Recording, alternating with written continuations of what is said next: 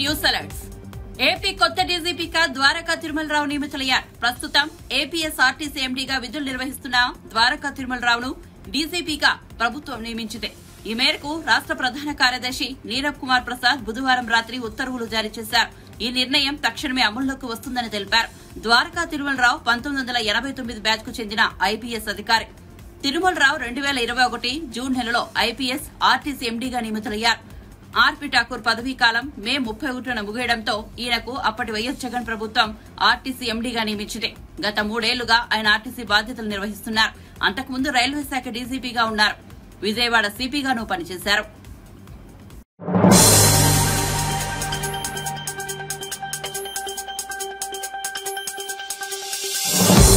ముఖ్యమంత్రిగా చంద్రబాబు నాయుడు బాధ్యతలు చేపట్టిన తరువాత మొట్టమొదటిసారిగా గురువారం అమరావతి రాజధానిని సందర్శించనున్నారు.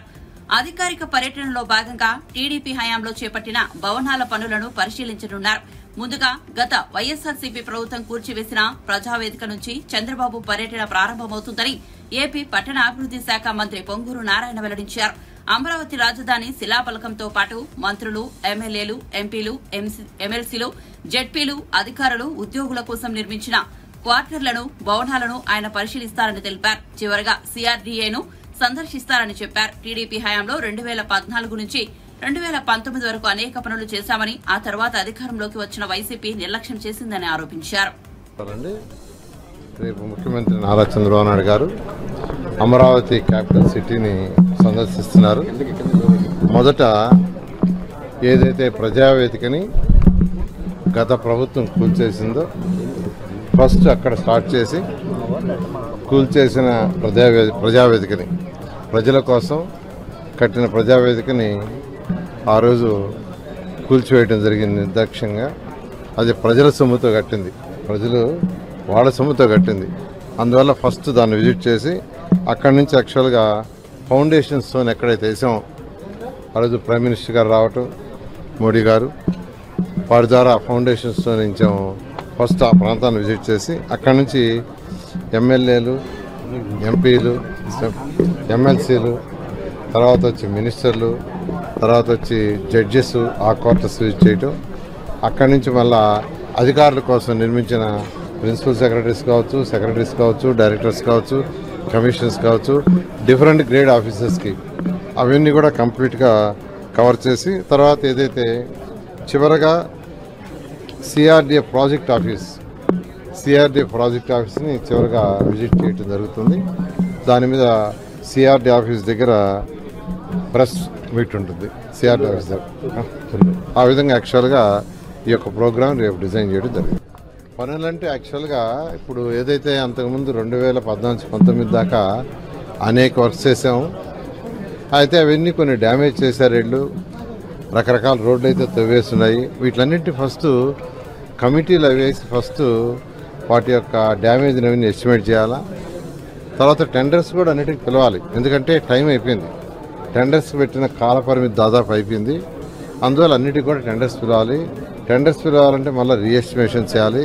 వీటన్నిటి కూడా సుమారుగా ఒక 3 months పడుతుంది.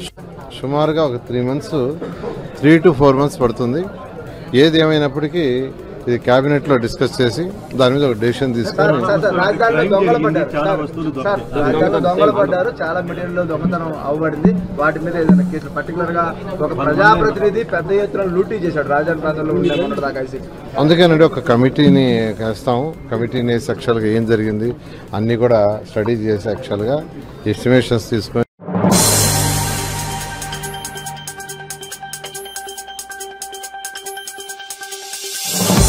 హంతకులు మళ్లీ చట్టసభలకు వెళ్లకూడదనే తాను కడప పార్లమెంట్ స్థానానికి పోటీ చేశానని కాంగ్రెస్ పార్టీ ఏపీ అధ్యక్షురాలు వైఎస్ షర్మిల తెలిపారు.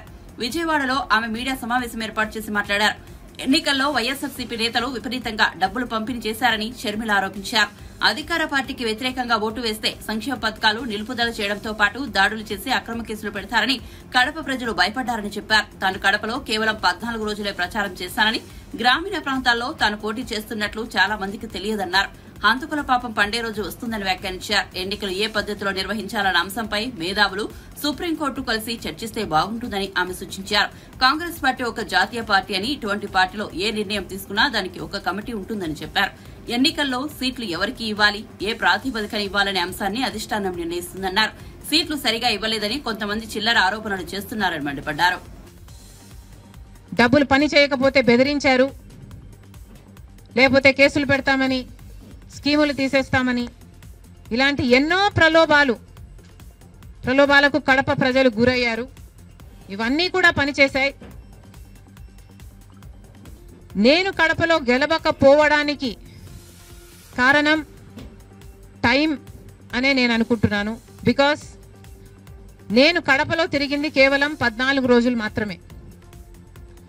14 రోజులు క్యాంపెయిన్ చేశాము.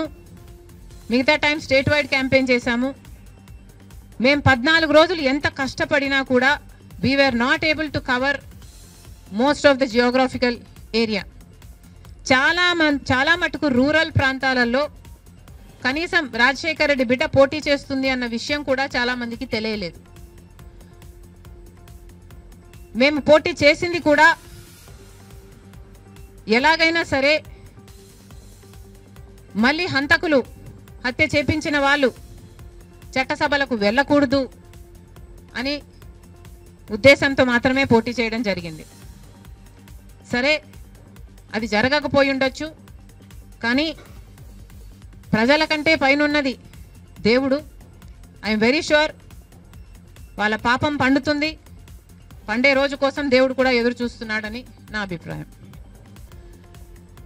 ఏ సిస్టమ్ బెస్ట్ అన్నది ఐ ఫీల్ మేధావులు కూర్చొని సుప్రీంకోర్టుతో సహా, ఇది అంతా దేశానికి సంబంధించిన విషయం కాబట్టి ఓ నిర్ణయానికి వస్తే దేశ ప్రజలు హర్షిస్తారన్నది నా అభిప్రాయం.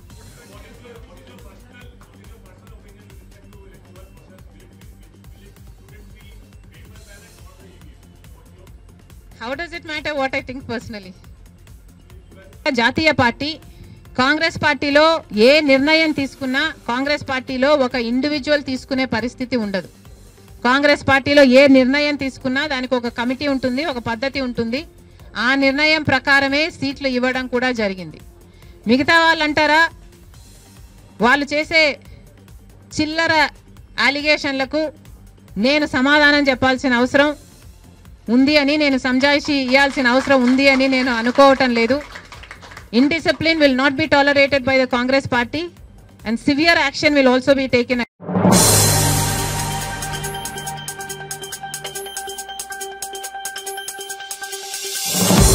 రాష్ట్రంలో రోడ్లు చెడిపోతే కాంట్రాక్టర్లతో పాటు అధికారులు కూడా బాధ్యత వహించాల్సి ఉంటుందని R&B శాఖ మంత్రి కోమటిరెడ్డి వెంకటరెడ్డి స్పష్టం చేశారు.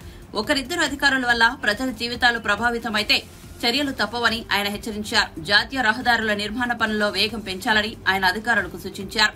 ప్రజలకు మెరుగైన రహదారులు అందించడమే ప్రభుత్వ లక్ష్యమని రాష్ట్ర R&B శాఖ మంత్రి కోమటిరెడ్డి వెంకటరెడ్డి పేర్కొన్నారు. రాష్ట్రంలో నిర్మాణంలో ఉన్న జాతీయ, రాష్ట్ర, ఇతర రహదారులు, ఇతర భవన నిర్మాణ పురోగతిపై సచివాలయంలో మంత్రి విభాగాల వారీగా సమీక్ష నిర్వహిస్తున్నారు. తప్పకుండా ఎప్పటికప్పుడు పరిశీలి చేస్తూ ప్రజలకు ఇబ్బంది లేకుండా 10 ఏళ్ళకెళ్ళి రెన్యువల్ రోడ్లు కూడా ఉన్నాయి తెలంగాణ. ఎవ్రీ 2 years ఒకసారి చేయాలి. జనరల్గా 5 years మినిమం రెన్యువల్ చేయాలి. 10 years రెన్యువల్ రాని రోడ్లు ఉన్నాయి. అది లిస్ట్ అవుట్ చేసినాం. ఫస్ట్ ప్రియారిటీ రేపు బడ్జెట్లో మా స్టేట్ బడ్జెట్లో పెట్టి 10 yearsకి అంటే ఎంత గుంతలు పడేది చెప్పండి. అందుకనే ఇలా ఫస్ట్ రివ్యూ అయినా ఇంత పెద్ద రివ్యూ ఎందుకు చేసుకున్నాం అంటే ఒక్కొక్కటి ప్రియారిటీ వేయంగా ముందు పోదాం. Thank you very much.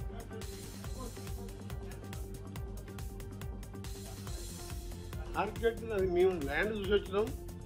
నేను శ్రీధర్ బాబు గారు, మా ENC గారు, సెక్రటరీ గారు, 5 జడ్జిల కమిటీ వచ్చింది. CM గారు ఫస్ట్ బై ఎగ్జామ్ చూసి ఓకే చేసిండు. తర్వాత మమ్మల్ని పంపించిండు. ఆర్కిటెక్ట్ని ఫైనల్ చేస్తున్నాం.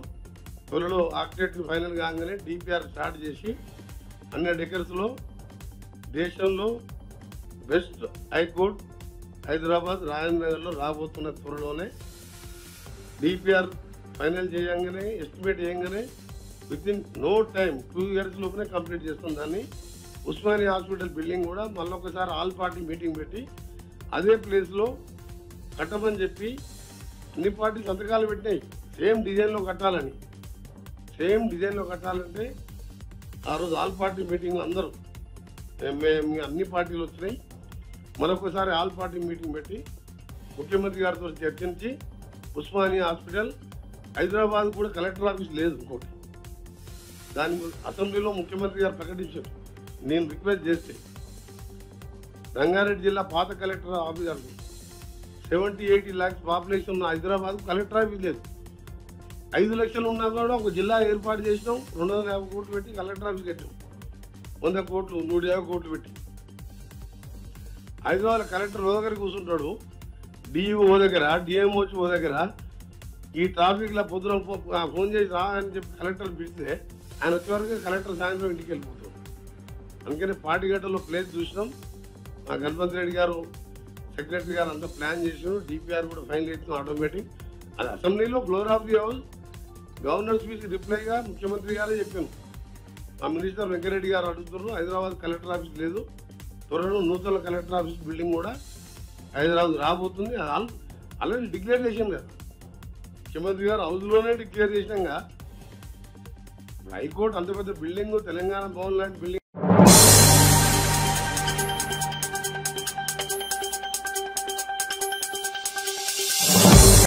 ఏపీ అసెంబ్లీ తాజా ఎన్నికల్లో ఈవీఎంల ట్యాంపరింగ్ జరిగిందంటూ మాజీ సీఎం జగన్ చేసిన వ్యాఖ్యలపై సినీ నటుడు పృథ్వీరాజ్ మండిపడ్డారు. 2019లోనూ ఈవీఎంల ట్యాంపరింగ్ జరిగిందా అని ప్రశ్నించారు. ఓటమిని ప్రజలు తీర్పుగా వైఎస్ఆర్సీపీ అంగీకరిస్తే హుందాగా ఉండేదని ఆయన అభిప్రాయపడ్డారు. విజయవాడలో ఒక కార్యక్రమంలో పాల్గొన్న సందర్భంగా మీడియాతో పృథ్వీ మాట్లాడారు. 2019లో కూడా మరి ఈవీఎంల ట్యాంపరింగ్ అని చెప్పి మేము అనుకోవాలి. అప్పుడు ఏంటంటే నువ్వు ఓడిపోయావు, ఏం చేయాలంటే ప్రజల తీర్పుని స్వాగతించాలి. ఎక్కడైనా సరే ఇప్పుడు చంద్రబాబు నాయుడు గారు కానీ, రాజశేఖర రెడ్డి గారు కానీ, ఎన్టీ రామారావు గారు కానీ వీళ్ళందరూ ఎలక్షన్ రిజల్ట్ రాగానే వాళ్ళు ఏం చెప్పేవారు, ఇది ప్రజా తీర్పు, ప్రజల తీర్పుని మేము శిరసావహిస్తున్నాం, సో దీని మీద అనుమానాలు ఏమి లేవు, ప్రజలు మమ్మల్ని వద్దనుకున్నారు అని చెప్పి ఉంటే ఉందాగా అరే బ్రహ్మాండంగా మాట్లాడాడే అనేవారు. ఈవీఎంల ట్యాంపరింగ్ బీహార్ అయిపోయిందంటాడు ఒకడేమో శ్రీలంక అంటాడు, ఒకడేమో మేము మరి మీరు 151 అన్నప్పుడు ప్రజలు ఏం చేశారంటే 151లో 5 క్రెయిన్ పెట్టి లేపేశారు, మధ్యలో 5ని 11 ఉంచారు. సో ఇకనైనా వాళ్ళు నిర్మాణాత్మక ప్రతిపక్ష పాత్ర పోషించడానికి 18 కూడా లేవు. సో అటు పాలకపక్షమైనా ప్రతిపక్షమైనా మా పవన్ కళ్యాణ్ గారే ఒక అద్భుతమైన పరిపాలనకి నాంది పలికింది. అటు కూటమిలో రాష్ట్ర చరిత్రలో కానీ దేశ చరిత్రలో కూడా ఒక ముఖ్యమంత్రి ఫోటో ఉంటుంది పంచాయతీరాజ్ శాఖల్లో కానీ ప్రభుత్వ ఆఫీసుల్లో కానీ. ఈ రోజున ఒక పక్కన చంద్రబాబు నాయుడు గారు సీఎం, ఓ పక్కన పవన్ కళ్యాణ్ గారు డిప్యూటీ సీఎం, 2 ఫోటోలు ప్రతి ఆఫీసుల్లో ఉంటున్నాయి. ఇది ఒక శుభ పరిణామం. రాష్ట్రంలో కార్యకర్తలందరూ బ్రహ్మాండంగా మేము అద్భుతమైన ఏదైతే అనుకున్నామో దానికే మహిళలు అలాగే అన్ని కుల మతాలకు అతీతంగా మేము ఓట్లు ఇచ్చాం, దాని ప్రకారంగా పరిపాలన ఉంటుందని చెప్పి అందరూ ఆనందంలో ఉన్నారు.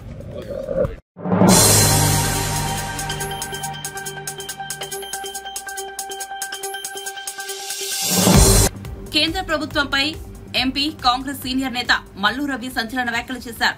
చంద్రబాబు నితీష్ మీద ఆధారపడి ఎన్డీఏ ప్రభుత్వం నడుస్తోందని అన్నారు.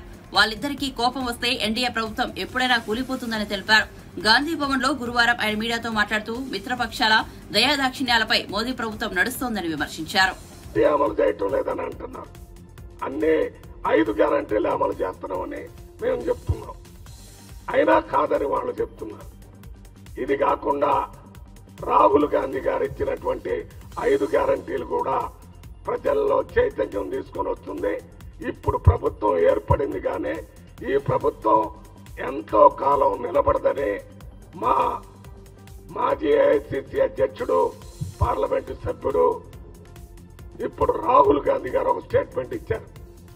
ఈ ప్రభుత్వం ఏ నిమిషంలోనైనా కూలిపోయే అవకాశం ఉంది, మళ్ళీ ఇండియా ప్రభుత్వమే ఏర్పడటానికి పరిస్థితులు ఆ రకంగా రాబోతున్నాయని రాహుల్ గాంధీ గారు చెప్పారు. పార్లమెంటు సభ్యుడిగా నేను, పార్లమెంటు సభ్యుడిగా అనిల్ కుమార్ యాదవ్ గారు మేము కూడా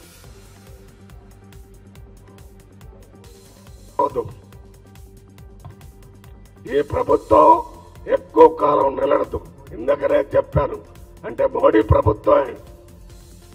ఎందుకనంటే మోడీ ప్రభుత్వం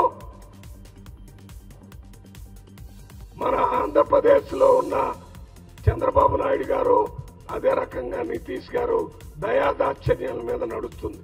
వారికి ఏ నిమిషంలో కోపం వస్తే ఆ నిమిషంలో ఈ ప్రభుత్వం పడిపోతుంది.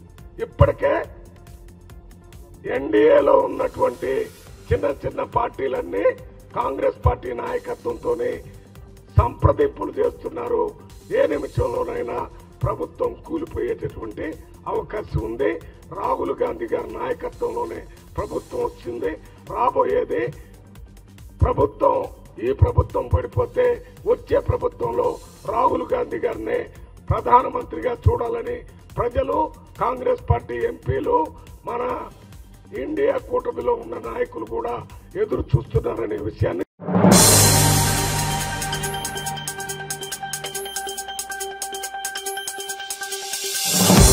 వాలంటీర్ల వ్యవస్థపై త్వరలోనే నిర్ణయం తీసుకుంటామని మంత్రి కొల్లు రవీంద్ర తెలిపారు. ఎన్నికల ముందు వైసీపీ నాయకులు వాలంటీర్లతో బలవంతపు రాజకీయాలు చేయించడంతో వారంతా రోడ్డున పడ్డారని విమర్శించారు. తమను ఉద్యోగాలకు తీసుకోవాలంటూ రోజు 100 మంది వాలంటీర్లు తనను కలుస్తున్నారని తెలిపారు. ఇంటింటికి పెన్షన్లు ఇవ్వాలని లక్ష్యంగా పెట్టుకున్నామని, ఇందుకోసం సచివాలయ, ఇతర అధికారుల సేవలు వినియోగిస్తామన్నారు. ఉద్దేశపూర్వకంగా పాపం వాలంటీర్స్ వీళ్ళే వేసుకున్నారు. వాలంటీర్స్నేమో మీకెందుకు మన ప్రభుత్వం వస్తుందని చెప్పి రాజీనామాలు చేయించారు. అందరూ రాజీనామాలు చేపిస్తే ఇవాళ వాళ్ళందరూ కూడా రోడ్డున పడిపోయారు. రోజు వస్తున్నారు 100 మంది వచ్చి పొరపాటు అయిపోయిందండి, పొరపాటు అయింది. వాళ్ళ వల్ల వాళ్ళు నష్టపోయారు. ఇవాళ మరి ప్రభుత్వం కూడా ఒక నిర్ణయం తీసుకోవాల్సినటువంటి అవసరం ఉంది. దాని మీద పెన్షన్స్ కూడా ఇంటింటికి ఇవ్వాలని లక్ష్యంగా పెట్టుకున్నాం. మరి ఇమ్మీడియట్గా దాని మీద కూడా పీడీడీఆర్డీఏతో మాట్లాడి వారికి కూడా ఒక ఆలోచన గవర్నమెంట్ కూడా తీసుకోవడం జరుగుతుంది. ఎవరైతే ఇవాళ సచివాలయ ఎంప్లాయీస్ ఉన్నారు, లేకపోతే ముఖ్యమైనటువంటి అధికారులే స్వయంగా తీసుకెళ్లి ఇళ్లకి ఇచ్చేలాగా చేయడానికి కూడా అన్ని చర్యలు కూడా తీసుకోవడం జరుగుతుంది.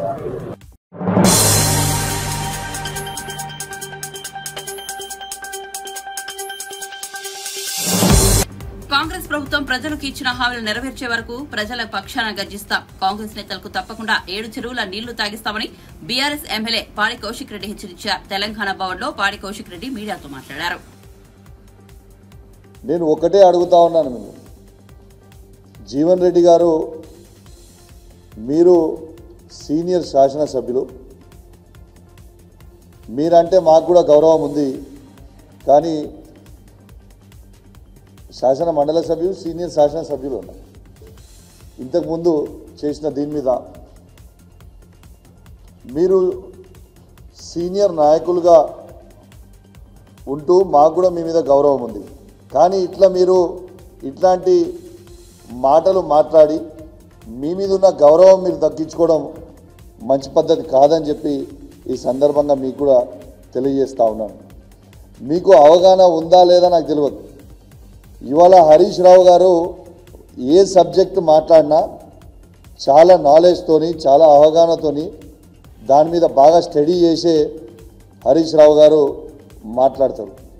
అదేవిధంగా హరీష్ రావు గారు అడిగింది ఏంది, నిరుద్యోగాల పక్షాన మీరు అది 1:100గా మార్చండి, లేకుంటే గ్రూప్ 1 ఎగ్జామ్ రాస్తున్న విద్యార్థులందరూ కూడా ఇబ్బంది పడతారు, 1:100 మార్చండి అని వాళ్ళ పక్షాన ఇవాళ హరీష్ రావు గారు డిమాండ్ చేసిండ్రు.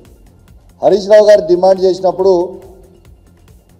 మీరు దాని మీద సమాధానం చెప్పాలి తప్పితే 1:100 చేయలేము, దాన్ని చేస్తే కోర్టుకు పోయి స్టే తెస్తారు అని మీరు మాట్లాడడము, ఇది నిజంగా మీకు ఎంత నాలెడ్జ్ లేదు అనేది ఇవాళ మొత్తము తెలంగాణ ప్రజల సాక్షిగా ఇలా మీరే బయట పెట్టుకున్నారు.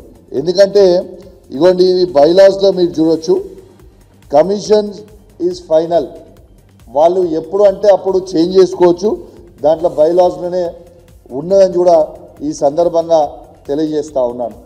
అదేవిధంగా జీవన్ రెడ్డి గారికి గుర్తు చేస్తూ ఉన్నాను, వారు మంత్రిగా ఉన్నప్పుడు వైఎస్ఆర్ గారి క్యాబినెట్లో ఉన్నప్పుడు ఆనాడు వైఎస్ఆర్ గారు కూడా 1:100 చేసింది కూడా తనకు గుర్తు చేస్తూ ఉన్నాను.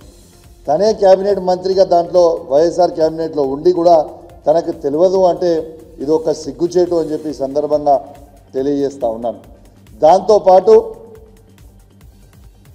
మొన్న ప్రతిపక్షంలో ఉన్నప్పుడు బట్టి విక్రమార్క గారు అసెంబ్లీ సాక్షిగా 1:100 ఖచ్చితంగా చేయాలి అనేది బట్టి విక్రమార్క గారు అసెంబ్లీ సాక్షిగా ఇవాళ డిమాండ్ చేసింది కూడా తనకి గుర్తు చేస్తూ ఉన్నాను.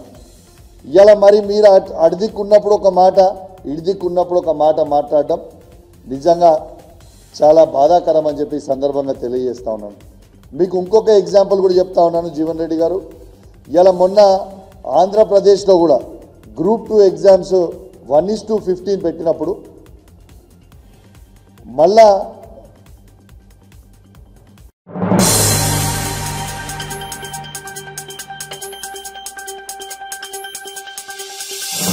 తమిళనాడులోని కల్లుకుర్చి జిల్లాలో నకిలీ మద్యం తాగి 29 మంది మృతి, 60 మందికి పైగా ఆసుపత్రిలో చికిత్స పొందుతున్నారు. ఈ ఘటనపై సీరియస్ అయిన తమిళనాడు ముఖ్యమంత్రి ఎంకే స్టాలిన్ సిబి సిఐడి విచారణకు ఆదేశించారు. అదే సమయంలో కలెక్టర్ శ్రావణ్ కుమార్ జతావత్ పై బదిలీ వేటు వేయగా కల్లుకుర్చి జిల్లా ఎస్పీ సమయసింగ్ మీనాపై సస్పెన్షన్ వేటు వేశారు. కొద్ది రోజుల క్రితం తెలంగాణ ప్రభుత్వం కూడా సోమ్ డిస్టిలరీస్ అనేక ఒక నకిలీ మద్యం తయారీ సంస్థకు తెలంగాణలో మద్యం అమ్మకాలకు అనుమతులు ఇవ్వగా ప్రజల నుంచి తీవ్ర వ్యతిరేకత రావడంతో ఇచ్చిన అనుమతులు వెనక్కు తీసుకుంది. அப்படின்னு தான் சொல்லிச்சு. கடைசியில பார்த்தா நாங்க நல்லாதான் இருக்குதுன்னு நினைச்சோம். சஞ்சீவ் ஹாஸ்பிட்டல் கொண்டு போனோடனே அவர் எப்ப இறந்துட்டாருன்னு சொல்றாங்க. சாராயம் குடிச்சு என்ன மாதிரி யாருக்குமே இது மாதிரி ஆகக்கூடாது, எந்த பொண்ணும் பாதிக்கப்படக்கூடாது, இதுவே என்னோட கடைசியா இருக்கட்டும். எந்த பிள்ளைகளும் இது மாதிரி அனாதி ஆகக்கூடாது, அப்பா சில பிள்ளைகளும் ஆகக்கூடாது. நாத்தனா பையனும் சாராயம் குடிச்சுதான் அவனும் இறந்துட்டான். அரியா பிள்ளைங்க அதுங்க 2 குழந்தைங்க இருக்குது. ஐயோ அது 2 பேரும் இங்க, இவங்க மட்டும் இல்ல இன்னும் 2 பேர் வேற கருணாபுரத்தில் செத்துட்டாங்க. இனிமேல் சாமி சாராயம் விற்க கூடாது, சாராயத்தால எந்த குடும்பம் பாதிக்கப்படக்கூடாது. ஐயோ சாமி ஏதாவது ஒரு நல்லது செய்யுங்க, எங்களை மாரி யாரும் இந்த மாதிரி ஆகக்கூடாதுங்க. எல்லா குடும்பத்தையும் நீங்க தாங்க பாதுகாக்கணும். வயிறு எரித்து எரித்து எரித்துனா கண்ணு தெரிய மாட்டேங்குதுமா, கண்ணு தெரிய மாட்டேங்குதுமா, கண்ணு தெரிய மாட்டேங்குதுமா. நீ ஏன்டா பையா குடிச்ச அப்படின்ட்டு இதுக்கு நடந்துகிட்டு மணி 12 மணிக்கு ஆஸ்பத்திரிக்கு ஜிஹெச் கொண்டு போனேன். என்னடா குடிச்சேன்னா சாராயம் தாமா குடிச்சேன், வயிற்ற பெரட்டுது கண்ணு தெரிய மாட்டேங்குது, வயிற்ற பெரட்டுது கண்ணு தெரிய மாட்டேங்குது. வேலைப்பா அங்க தூக்கிட்டு போனவொடனே அங்க போதேக்குறான், ஒன்னும் பார்க்க முடியாதுமா, நாங்க இங்கெல்லாம் பார்க்க மாட்டோம், நீங்க கூட்டு கொண்டு போங்க அப்படின்ட்டாங்க. தூக்கி அங்க போனவொடனே நான் திருப்பி அங்கிருந்து வந்து சரி தண்ணியாச்சும் ஊத்தி தெளிச்சு மூஞ்செல்லாம் கழுவி விடலான்னு மூஞ்செல்லாம் கழுவி விட்டா கண்ணுக்குள்ள யாரு குத்திச்சு. அப்புறம் பயந்துகிட்டு திருப்பி பசங்க எல்லாம் இழுத்துக்கிட்டு அப்படி போறேன். இந்த சாராய கடை ஒழிக்கணும் சாமி, நீங்க தான் எங்களுக்கு தீர்ப்பு சொல்லணும். நைட்டு 2 மணிக்கு சாராயம் குடிச்சதுனால வயிறு வலிக்குது, குடல் பெரட்டுது, தலையை பெரட்டுது, என்ன சொல்றேன்னு தெரியல, கண்ணு கேட்கல காது கேட்கலன்னு சொன்னிச்சு. கொஞ்ச நேரம் ஹாஸ்பிட்டல் உடனே செத்துட்டேன்னு சொன்னாங்க. சாராயம் குடிச்சுதான், மற்றபடி எதுவுமே இல்ல, சாராயம் குடிச்சுதான். 24 மணி நேரமும் சாராயம், அதுல என்ன கலந்தாங்களோ என்ன பண்ணாங்களோ தெரியும். என் புருஷன் வேற எந்த இதுமே கிடையாது. 2 மணிக்குல இருந்து வயிற்று பெரட்டுது, கொலையை பெரட்டுது, கண்ணு வலிக்குது, கண்ணே எனக்கு தெரியல, காதே எனக்கு கேட்கல அப்படின்னு தான் சொல்லிச்சு. கடைசியில பார்த்தா நாங்க நல்லாதான் இருக்குதுன்னு நினைச்சோம். சஞ்சீவ் ஹாஸ்பிட்டல் கொண்டு போனோடனே அவர் எப்ப இறந்துட்டாருன்னு சொல்றாங்க. சாராயம் குடிச்சு என்ன மாதிரி யாருக்குமே இது மாதிரி ஆகக்கூடாது, எந்த பொண்ணும் பாதிக்கப்படக்கூடாது, இதுவே என்னோட கடைசியா இருக்கட்டும். எந்த பிள்ளைகளும் இது மாதிரி அனாதி ஆகக்கூடாது, அப்பா சில பிள்ளைகளும் ஆகக்கூடாது. நாத்தனா பையனும் சாராயம் குடிச்சுதான் அவனும் இறந்துட்டான். அரியா பிள்ளைங்க அதுங்க 2 குழந்தைங்க இருக்குது. ஐயோ அது 2 பேரும் இங்க, இவங்க மட்டும் இல்ல இன்னும் 2 பேர் வேற கருணாபுரத்தில் செத்துட்டாங்க. இனிமேல் சாமி சாராயம் விற்க கூடாது, சாராயத்தால எந்த குடும்பம் பாதிக்கப்படக்கூடாது.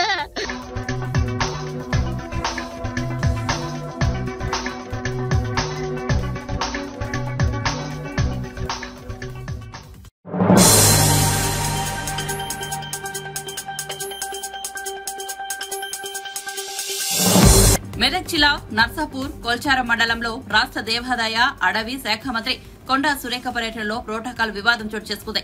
మండల కేంద్రంలో ఎంపీడీఓ కార్యాలయాన్ని ఓడిపోయిన కాంగ్రెస్ అభ్యర్థి ఆవుల రాజురెడ్డితో ప్రారంభం చేయించాలని చూసిన మంత్రి కొండా సురేఖ స్థానిక ఎమ్మెల్యే తాను ఉండగా ప్రోటోకాల్ పాటించలేదని అడ్డుపడ్డ సునీత లక్ష్మారెడ్డి.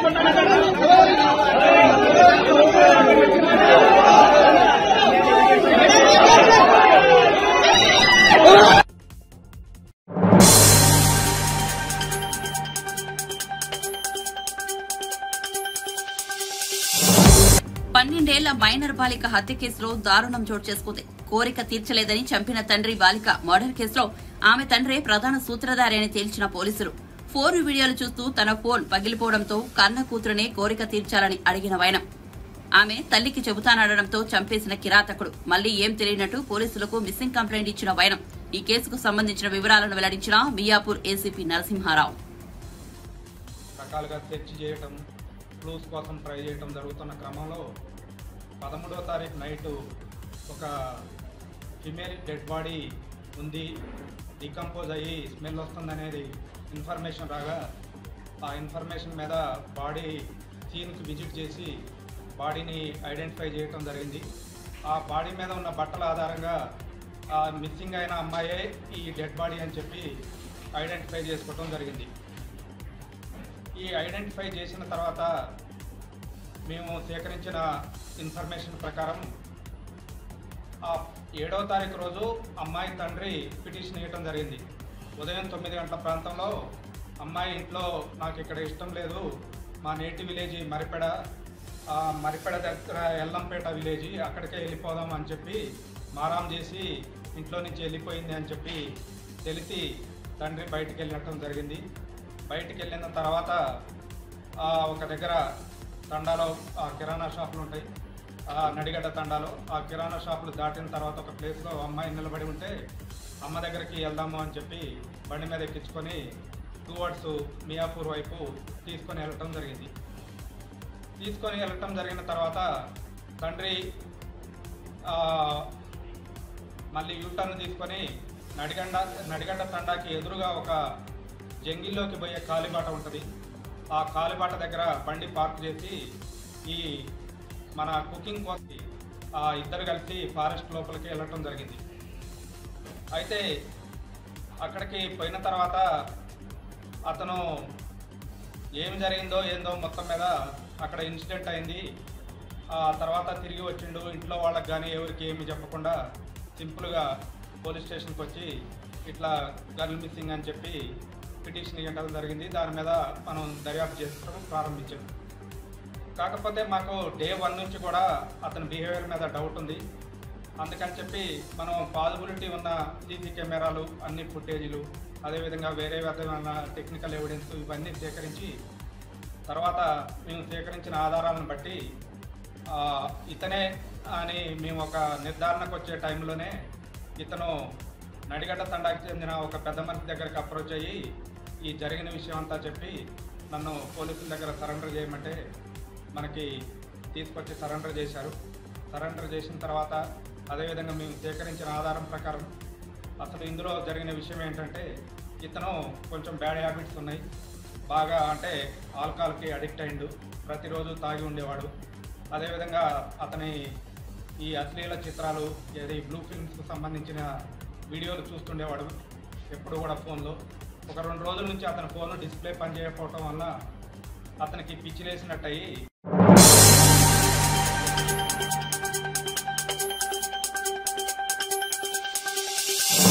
చంద్రగిరి ఎమ్మెల్యే పులివర్తి నాని మానవత్వాన్ని చాటుకున్నారు. పాకాల నుంచి తిరుపతికి వస్తున్న ఎమ్మెల్యే పులివర్తి నాని ఆయన ముందు వెళ్తున్న టమోటా ఎస్ వాహనం మామూలు సమీపంలో అదుపు తప్పి ప్రమాదానికి గురై బోల్తా పడింది. ఈ ఘటనలో డ్రైవర్ కిరణ్ కుమార్ వాహనంలో చిక్కుకున్నాడు. ఎమ్మెల్యే పులివర్తి నాని వెంటనే తన వాహనాన్ని ఆపి సిబ్బంది సహకారంతో కిరణ్ కుమార్ ను బయటకు తీసుకొచ్చారు. గాయాలైన కిరణ్ కుమార్ ను తన వాహనంలో ఆసుపత్రికి తరలించేందుకు ప్రయత్నం చేశారు. ఇంతలో హైవే ట్రోలింగ్ వాహనం రావడంతో కిరణ్ కుమార్ ను హాస్పిటల్కు తరలించారు. మెరుగైన వైద్యం అందించాలని ఎమ్మెల్యే పులివర్తి నాని వైద్యులకు సూచించారు. జాతీయ రహదారిపై అత్యంత జాగ్రత్తగా ప్రయాణించి సురక్షితంగా గమ్యం చేరుకోవాలని ప్రయాణికులకు ఆయన సూచించారు. వాహనదారులు భద్రతా ప్రమాణాలు పాటించాలని కోరారు.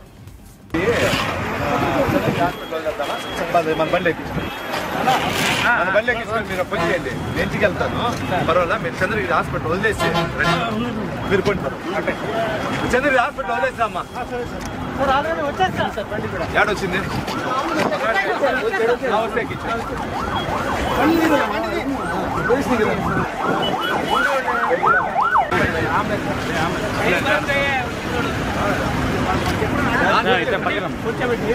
కాదన్నా, నేనేం చెప్తానంటే మన జీప్ ఎత్తుకుని వదిలేద్దాం, అంబులెన్స్ లేట్ అవుతుంది బాబు. నేను పోతా అన్న, ముందు అన్న.